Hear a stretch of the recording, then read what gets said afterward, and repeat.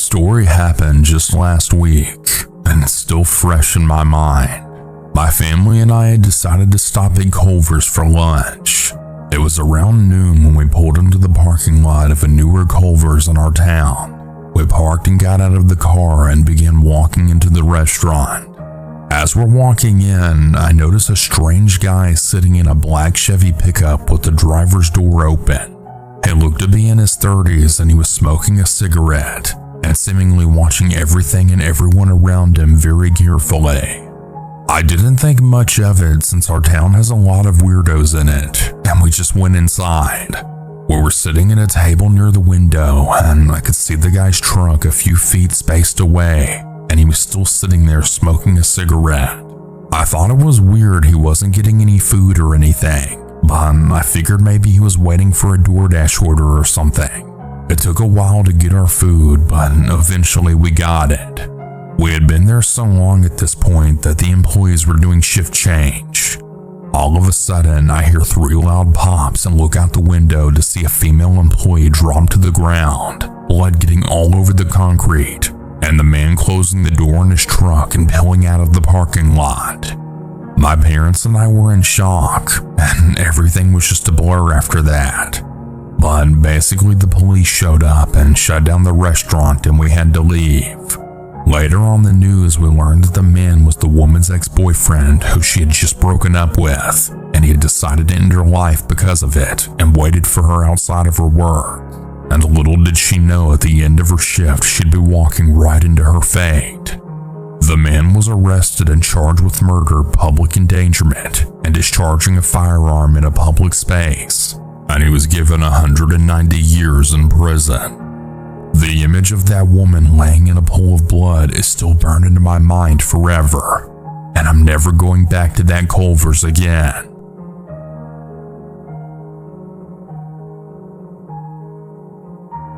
My name is Stephanie, and this all happened when I was 17 years old a few years ago. I got my first job the summer before my senior year in June of 2022. Burger King wasn't exactly my dream, but it paid better than babysitting and didn't involve cleaning strangers' houses like my mom's job. I wanted to help her out with the bills and save up for a beat-up Honda Civic that I saw parked at a neighbor's house with a for sale sign in the window. It was $2,000.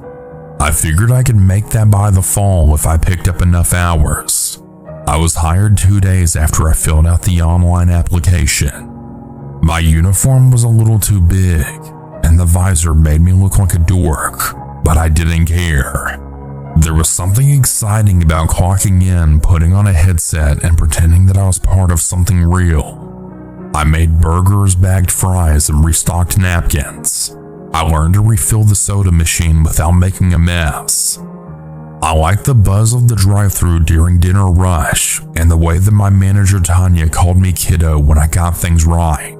For a little while, things felt normal. Then he started coming in. The first time I noticed him was on a Tuesday night. I remember because my feet were killing me, and I was counting down the minutes until close. He came in just after the dinner rush around 6:45 p.m. He looked out of place, older than most of our customers, maybe late 40s, with graying hair and skin that looked like it hadn't seen a moisturizer in a decade. His eyes didn't move the way most people's did. They stayed fixed on me for way too long. He walked up to my register, ordered a Whopper with cheese and a medium fry. When I asked if he wanted a drink, he didn't answer me right away. Instead, he smiled in this way that made my stomach just twist. "You're new here," he said. "Yeah, it's my first month." "You've got a nice face," he said. "I bet you hear that a lot." I didn't know what to say. I just handed him his receipt and told him that his food would be right out. He sat down at the table closest to the counter, eating slowly, watching me between bites. I told Tanya all about it after my shift. "Oh, he's just lonely," she said with a sigh. "We get a lot of regulars like that. Don't let it bother you." I wanted to believe her, but then he came in again the very next night. And the night after that too. Every single night. Always during my shift. Always my line. He never changed his order. A Whopper with cheese, medium fry, and no drink. But he'd started adding little comments every time. Love that braid you're wearing tonight.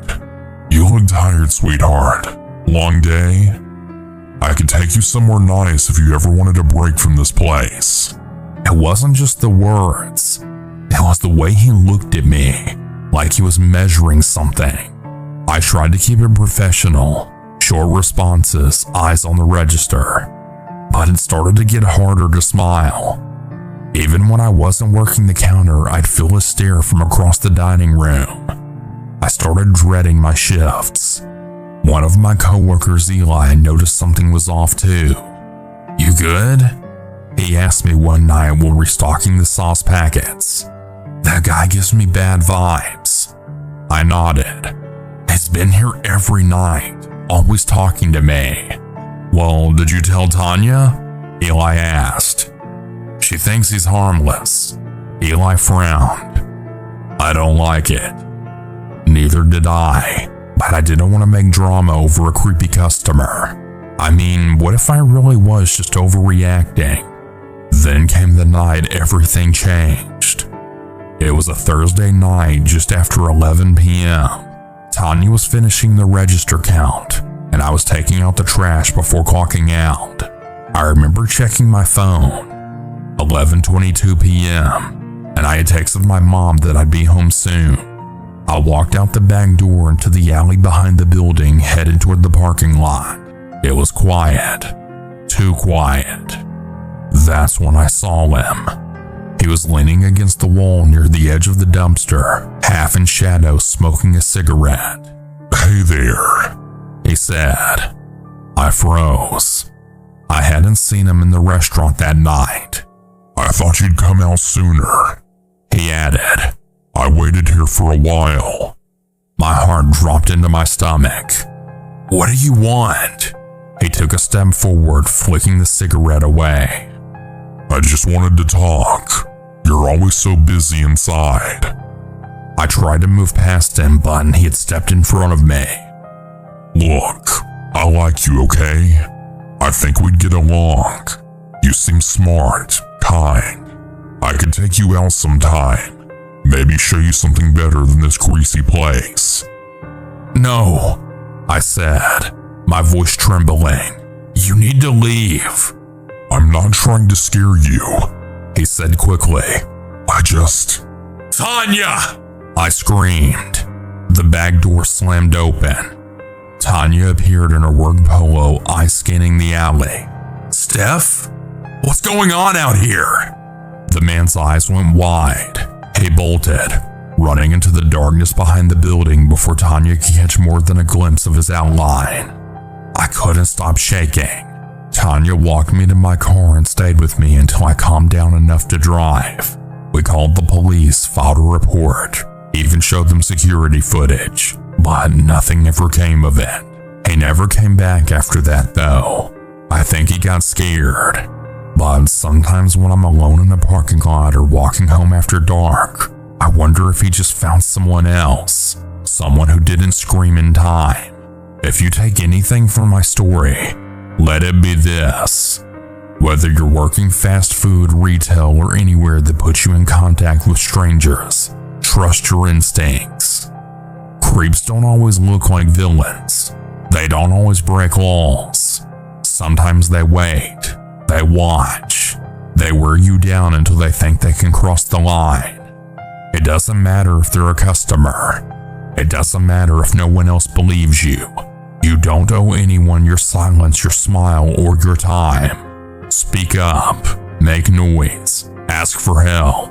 Because the truth is, danger doesn't always kick the door down. Sometimes it walks in, orders a burger, and stares at you from across the counter. And you have every right to walk away, every right to be safe, and every right to say no.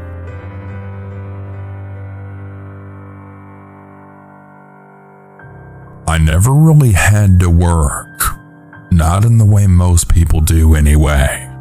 I come from a pretty well-off family, the kind where birthdays meant weekend trips instead of presents. And if I ever needed money for books or clothes or rent, my parents would just Venmo it over before I even finished asking. And I don't say that to brag.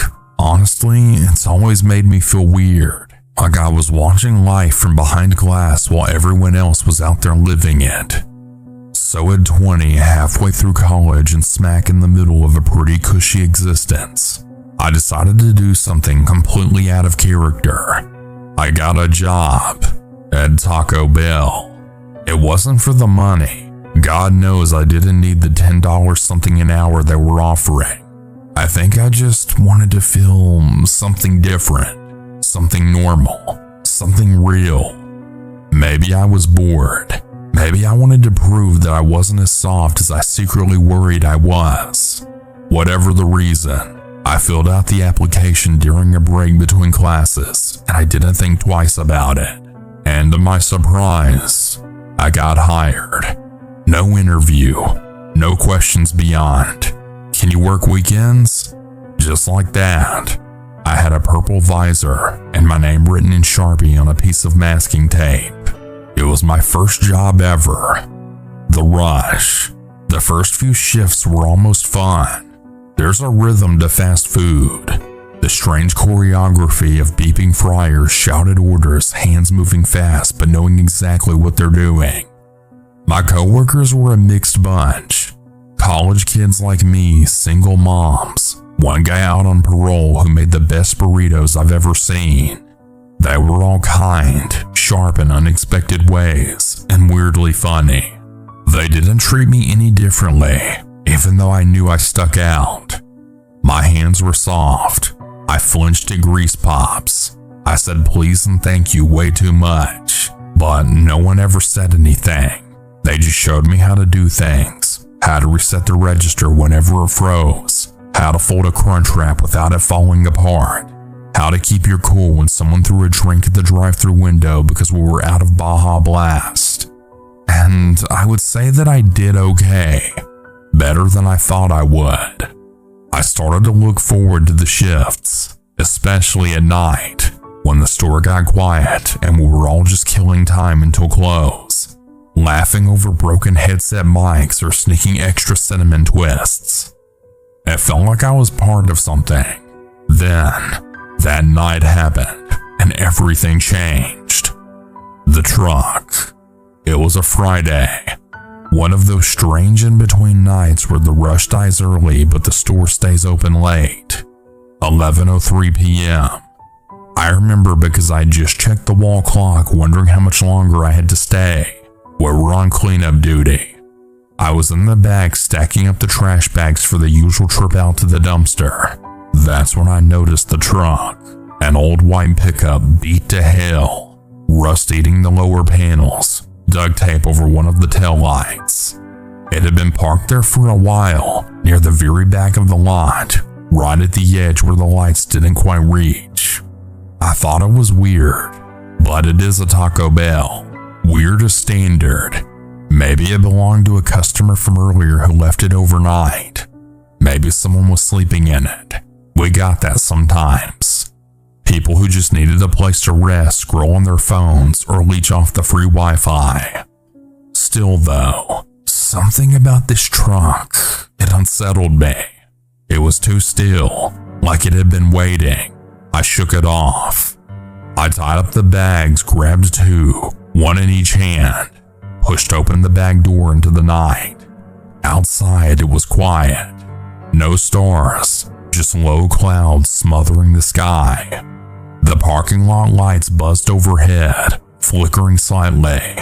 The wind carried the faint smell of fries, bleach, and wet asphalt. The truck sat maybe 20 feet away, half in shadow. I didn't look at it. Well, not really. I kept my eyes forward, focused on the dumpster. Then I opened the lid. The finger. I threw the first bag in, and it landed with a wet smack. The second bag snagged onto something. Maybe a box, maybe metal, so I leaned in to shift it. That's when I saw it. Near the corner, half hidden by a flattened soda box, there was a finger. At first, of course, I thought it was a prank. A fake Halloween prop someone tossed in for a laugh. But then I saw the dirt under the chipped nail, the dried blood crusted on the knuckle, the pale soft look of the real skin. It was real. I froze. Everything in me just stopped. My stomach dropped and I couldn't hear my own breath. Too loud, too fast. I couldn't think. I couldn't even feel anything. I was just staring at it. Then I turned and ran, bursting through the door, shouting for my manager and tripping over a mop bucket. At first she laughed, thought I was messing with her. I then insisted, borderline hysterical. She came with me reluctantly. The moment she saw it, her whole face changed, like someone turned out the lights behind her eyes. She didn't say anything, just backed away and locked the door and called 911. The aftermath. The cops arrived pretty fast. Blue and red lights lit up the parking lot, bouncing off the wet pavement. They roped off the back area with yellow tape. Flashlights scanned the dumpster, the truck, which by then was gone, vanished. I hadn't heard it leave. None of us had. I gave my statement. So did my manager. The rest of the crew stood in the back room, quiet and confused. No one had seen anything unusual. No one had even noticed the truck arrive or drive away. It was like it had been there just long enough. Days passed. Eventually, we heard back. The finger had belonged to a missing woman. She was homeless. I'm not going to share her real identity just for anonymity's sake. She was in her early 40s. From what I heard, she at one point had a really great life.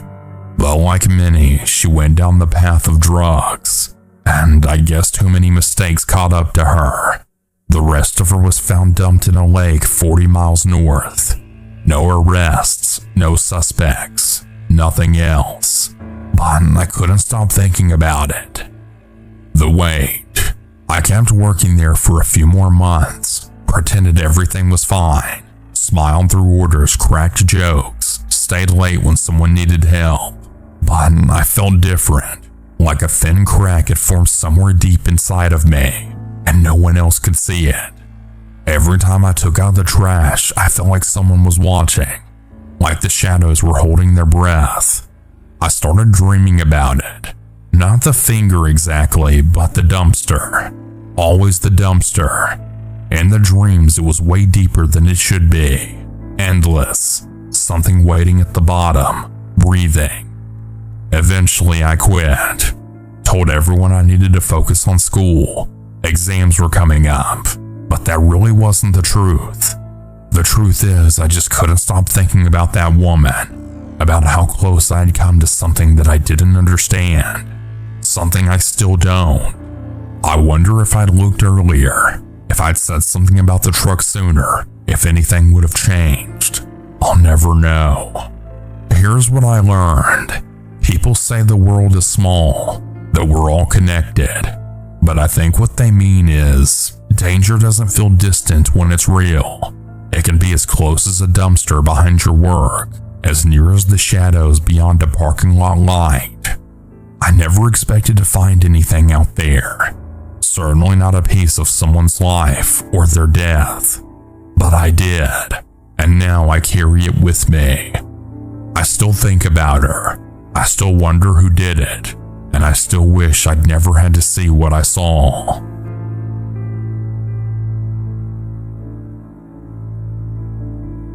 I love a good Pizza Hut personal pan pizza, especially when it's piping hot straight out of the oven and the cheese is still trying to escape you when you take that first bite. Greasy, slightly too salty, and somehow exactly what my body craves at 9:30 in the morning.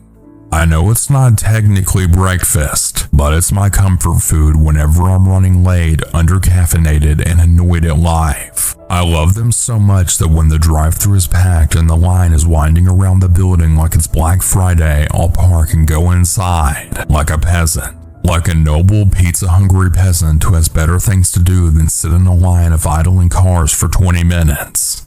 Yesterday was one of those days. Already behind schedule for work, hungry, and trying not to let my mood spiral.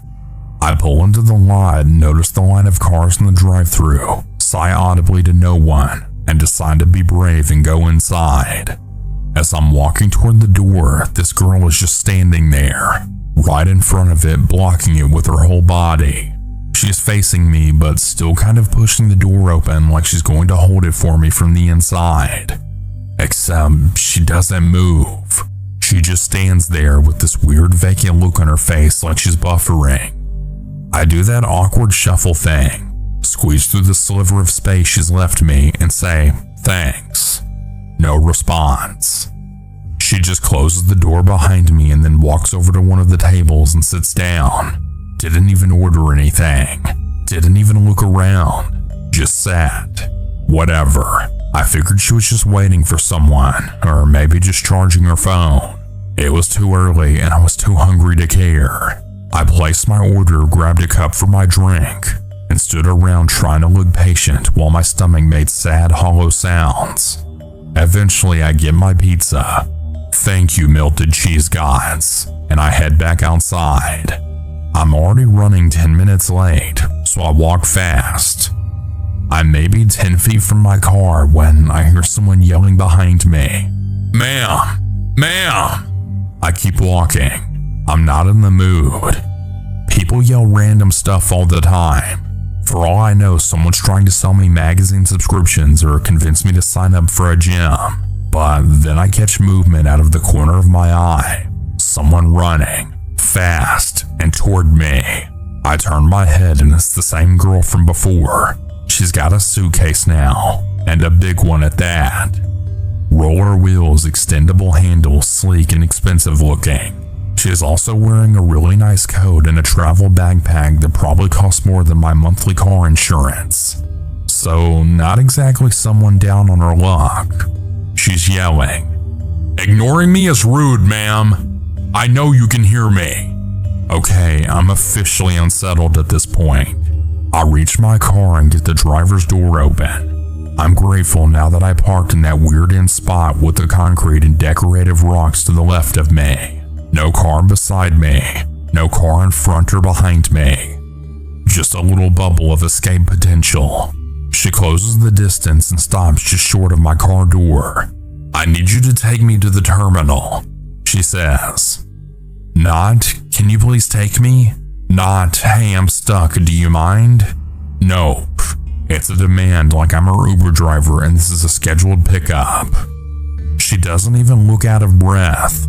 I tell her, "I'm sorry, I can't. I'm already late for work." I motion vaguely down the road like work is just around the corner. It's not, but she doesn't need to know that. "The terminal is right there," I add, pointing in the direction of the transit center. "You can literally walk. It's a 5-minute walk tops." She ignores that completely. "You have to take me," she repeats like the logic of it is self-evident. Now I'm getting pissed. This isn't someone in trouble. This isn't a scared traveler looking for help. This is someone who's decided that I'm responsible for her and doesn't care whether I agree. "I'm not taking you anywhere," I say flatly. "I'm leaving." I sit down and close my door, and as I'm turning the key in the ignition, I see her grab the passenger door handle and start yanking on it. Hard. Then she starts pounding on the window with the palm of her hand. Thankfully, my Jeep is a beat-up early 2000s model with manual locks. There was no way that door would open. She tries again. Then she starts shouting again, louder this time. Something about me being a horrible person, about how she needs this ride and that I'm selfish. And then, just when I thought she might walk away, she drops her suitcase and runs to the back of my Jeep. She starts digging through her purse with one hand, slamming her fist against my rear window with the other, over and over. If you know old Jeeps, you know the rear glass isn't exactly bulletproof. At that point, I'm not just freaked out, I'm genuinely scared. I have no idea what she's reaching for in that purse. A knife? A key to slash my tires? A weapon? I don't wait to find out. I shift into four-wheel drive, spin the wheel, and gun it. My Jeep lurches over the concrete curb, tires gripping the rocks like they were made for it. I bounce my way out of the lot like a paranoid stunt driver in a bad action movie, pepperoni grease still on my fingers. In the mirror, I catch one last glimpse of her chasing me to the sidewalk, still screaming. And just like that, she was gone. So yeah, to the wild Pizza Hut lady. Hopefully I won't encounter her again. I do have some lingering thoughts though. Am I a bad person for not giving her a ride? Or was this one of those self-preservation tests? I've read way too many stories where good Samaritans end up in body bags. How did she even get to Pizza Hut? And I mean with a backpack and a suitcase?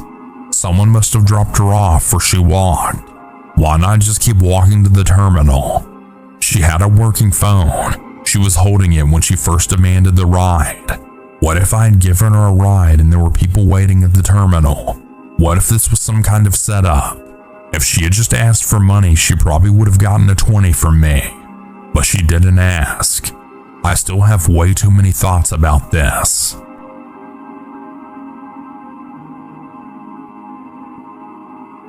I got my first job the summer I turned 16. It wasn't glamorous. In fact, it was the opposite of that. I worked at McDonald's. My parents were thrilled. My dad said it would build character, and my mom said it would look good on college applications. Even though I was pretty sure Ivy League schools didn't really care how many McChickens I handed out to customers. But honestly, I was kind of excited. I wanted to make my own money. I wanted to feel like I was doing something with my time instead of melting into my Xbox every night.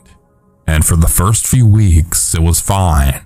Easy even. Take orders, smile, keep the line moving, clean the lobby, stock sauces, deal with weird customers. It wasn't fun, but it wasn't bad either. Not until the night when everything really changed for me. It was a Thursday in late July. Hot, humid, dead quiet except for the hum of the ice cream machine pretending to work. It was around 9:45 p.m., about 15 minutes until closing, and I was finishing up lobby duty wiping down tables no one had sat in for hours. The place was practically empty. Just me, the manager Rita, who was barely older than me but somehow already jaded by life, and a guy named Marcus in the back prepping stuff for the morning crew. That's when he came in. The door swung open with that little ding, and I looked up expecting some last-minute customer rushing to beat the clock. Instead, it was a man, homeless probably. He appeared to be mid-50s, and he was wearing 3 layers of dirty clothes even though it was boiling outside. His beard looked like it hadn't been trimmed in a year, and his eyes, they were wild, unfocused, like he was seeing something else entirely. He shuffled in slowly, looking around like he wasn't sure where he was. Then he locked eyes with me. He then walked straight up to the counter. I put on my best employee smile. "Hi, welcome to McDonald's. What can I get for you tonight?" He didn't answer. He just pulled a crumpled piece of paper out of his coat pocket and slid it across the counter. I looked at it. The handwriting was barely legible, but I could make it out. 2 Big Macs, 1 large fry, 2 apple pies, 1 Oreo McFlurry, and a large Coke. I looked back up at him. Okay, that'll be..." "I'm not paying," he interrupted, voice low and gravely. "You're going to make that for me. All of it." I blinked, trying to keep my tone polite. "Sir, I can't give out free food. Company policy, you know?" He just stared at me for a second. Then slowly, almost casually, he reached into his coat. Then he pulled out a knife. Not huge, just one of those folding pocket ones. but the way he held it had made my blood turn cold. He didn't raise it, didn't wave it around. He just showed it like it was part of the conversation. "You make the order, or bad things will happen tonight." That's all he said. Bad things. Not loud, not crazy. Just calm, like he was telling me the weather. I couldn't move. I couldn't breathe. My hands were shaking so badly I nearly dropped the receipt paper. Rita had gone in the back to count drawers. I was alone out front, just me and this guy and the knife. I nodded. "Okay, I'll get started." I turned and walked into the kitchen like I'd done 100 times before, except now my heart was pounding so hard it felt like my ribs might crack. I caught Marcus's eye and tried to mouth something. Help, knife, danger, something. But he was wearing earbuds and just gave me a thumbs up. I made the order, every piece of it.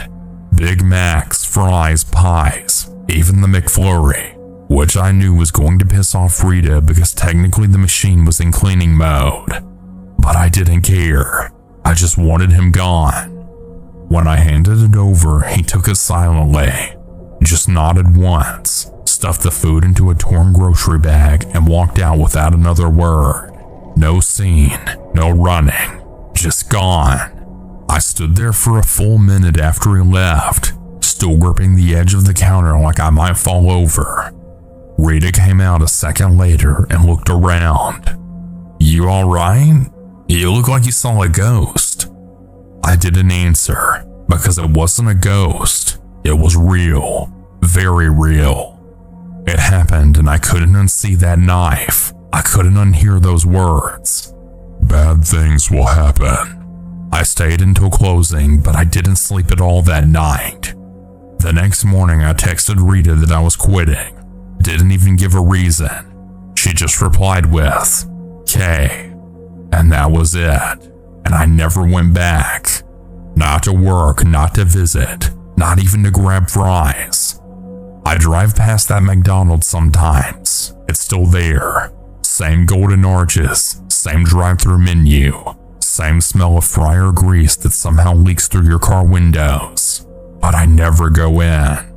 Because every time I think about it, I remember how close that knife was, how calm he sounded, how small I felt, like the world wasn't safe, not even in a place with Happy Meals and birthday balloons.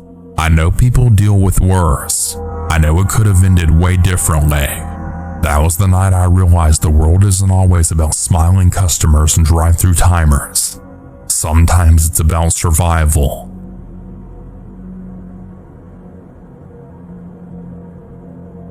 I remember working the night shift recently at a small Dunkin' Donuts in my neighborhood.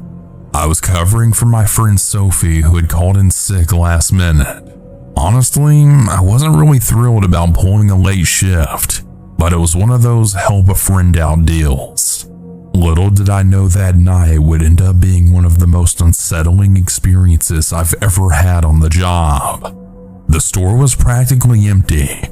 Quiet except for the hum of the espresso machines and the occasional beep from the fryer. Around 11 p.m., the manager asked me to sweep the floors until a customer came in. That's when he walked through the door. He looked rough, bald with a long, scruffy gray beard that was uneven and tangled, thick glasses sitting crooked on his nose. His sandals were worn thin, and his clothes looked like he had been wearing them for days, stained and dirty. He shuffled to the counter and I greeted him as usual. "Hi there, can I get you anything?" He looked up, tired eyes meeting mine, then said, "Just a large black coffee, please." I took his order, handed him the cup with a smile, and then said, "Have a good night, sir." He smiled back, a small quiet thing, but something about it seemed genuine. I grabbed the broom again and started sweeping, but I noticed that he was sitting kind of close to where I'd be working, right under the tables and near the trash bin. I tried to keep my focus on sweeping, but when I got near his table, he suddenly spoke up. "You're very pretty," he said. I smiled politely, a little caught off guard. "Thank you." He leaned in just a bit and asked, "Want a ride home? When is your shift over?" I shook my head quickly. "No thanks, I have a ride." His smile vanished. The warmth in his eyes turned cold, almost sharp. "What's your schedule?" he demanded. "I'm not allowed to give out that information," I said firmly. He grumbled something, grabbed his coffee, and went back outside without another word. I shook off the encounter, chalking it up to one of those weird moments you try not to think about too much. The next night, Sophie was back at work with me, and our friend John was working the drive-thru. I told Sophie about the man from the night before, and she gave me this worried look, like she was trying to figure out if I was joking or not. Then John came over and asked if everything was okay. I repeated the story. His face went pale. "That guy actually called the store earlier," he said quietly. "He asked about you." My blood ran cold. I hadn't even thought about the fact that he might know who I was. Just then, I saw him walk back inside the Dunkin'. Sophie went ghost white, and John looked like he had seen a ghost too. I forced myself to greet him again. "Hello, can I get you anything tonight?" He shook his head and then said with a crooked grin, "No, but can I take you home?" Before I could answer, John stepped outside the drive-thru window and shouted, "No way she's going anywhere with you, dude. Get out of here before I call the cops." The manager was pissed off at John for leaving his post to confront the guy while Sophie was busy making sandwiches. John didn't argue. He just switched shifts with me until the morning crew arrived. Later on, the manager asked me to take out the trash to the dumpster. My heart was pounding just thinking about going outside alone. "Okay," I said, trying to keep my voice steady. John was furious the manager expected me to do that, so he grabbed the trash bag himself and went outside instead. When he came back, he had pulled me aside and whispered, "That guy was waiting for you in his truck. There were 5 other big guys with him." I felt my stomach twist into knots. I told the manager what John said, hoping she'd do something, but she just waved it off. "He's harmless," she said. "Stop worrying and get back to work." I didn't feel safe. The next morning, John and I worked the early shift. Our coworker Maya came up to me looking serious.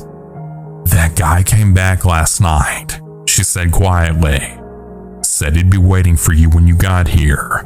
I was sick to my stomach. I couldn't believe this was happening. When the guy showed up again later, John didn't hesitate. He told him to get the hell out and never come back or he'd call the cops. John's tone was so fierce that the guy left immediately.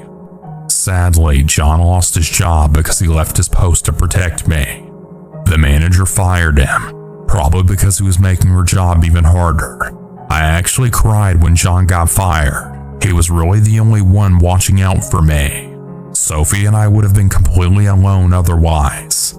After all that, Sophie and I both quit working at Dunkin' Donuts. We couldn't work there feeling unsafe every night like that. Now John, Sophie, and I all live in the same apartment building and we work at a grocery store. It's quieter, safer, and for now, it really feels like a fresh start. I still wonder sometimes what might have happened if John hadn't taken out the trash that night. I'm just grateful that I never have to see that guy again.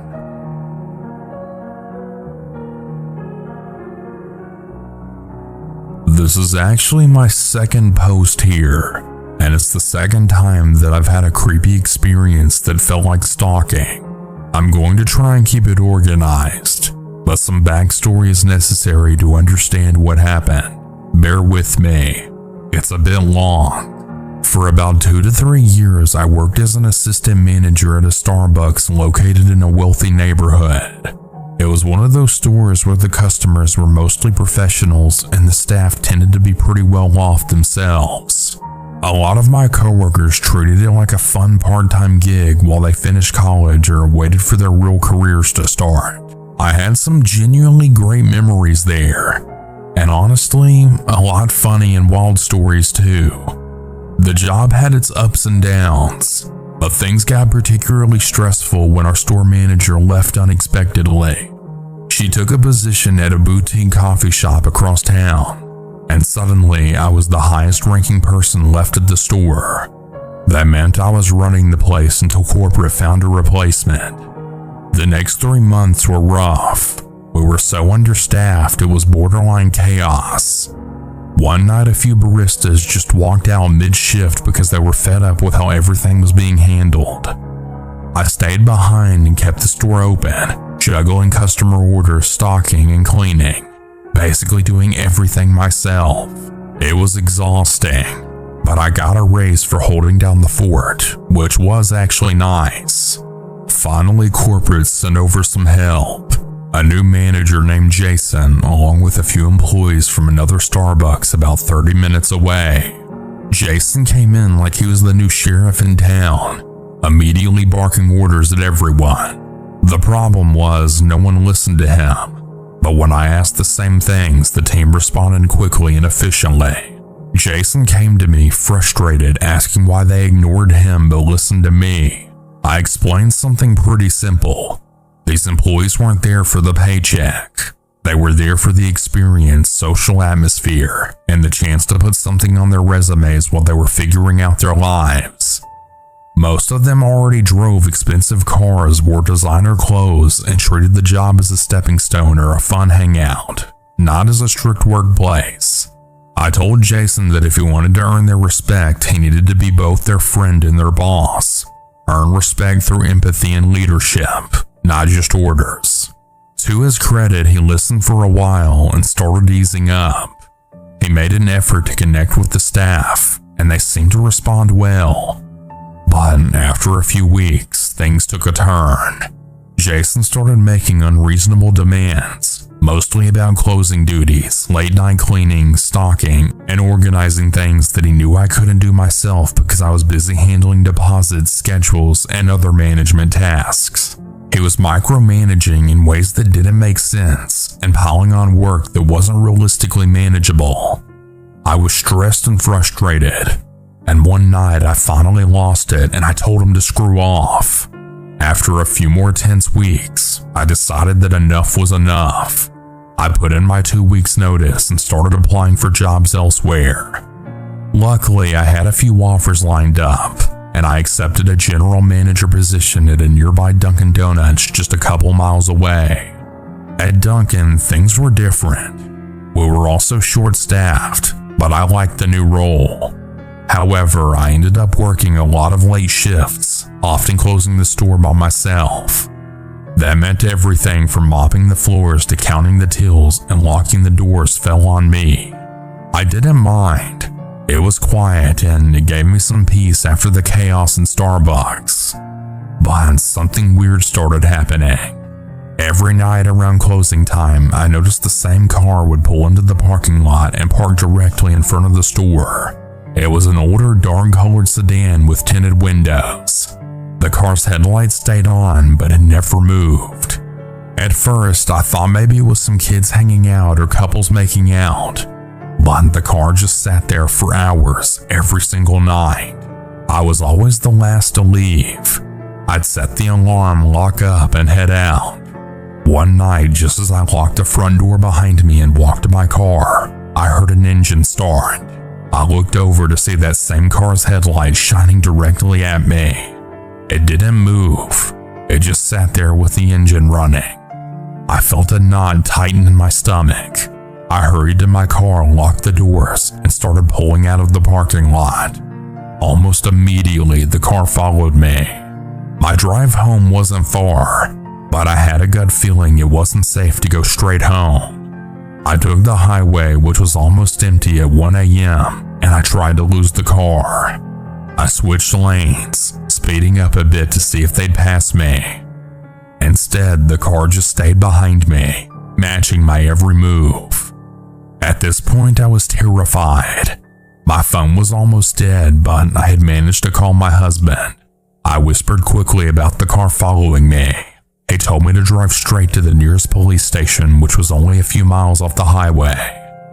As I approached the station, the car suddenly sped past me at a reckless speed and then disappeared into the night. I felt shaken but relieved. I turned around and went home. That should have been the end of it, but a week later I saw that same car parked outside Dunkin'. This time my coworkers insisted that I call the cops immediately. When the police arrived, the driver stepped out. It was Jason. He told the officers that he wasn't doing anything wrong and that he had just developed a crush on me during our time working together at Starbucks.